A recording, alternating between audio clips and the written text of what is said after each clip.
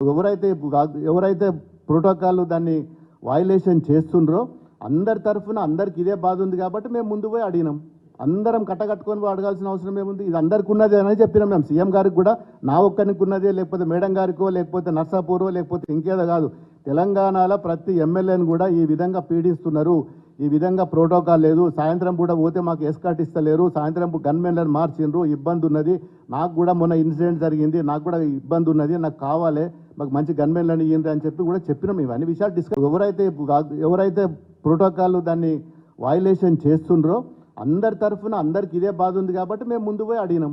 అందరం కట్టకట్టుకొని పోయి అడగాల్సిన అవసరం ఏముంది? ఇది అందరికి ఉన్నదే అని చెప్పినాం మేము. సీఎం గారికి కూడా నా ఒక్కరికి ఉన్నదే, లేకపోతే మేడం గారికో, లేకపోతే నర్సాపూరో, లేకపోతే ఇంకేదో కాదు, తెలంగాణలో ప్రతి ఎమ్మెల్యేని కూడా ఈ విధంగా పీడిస్తున్నారు.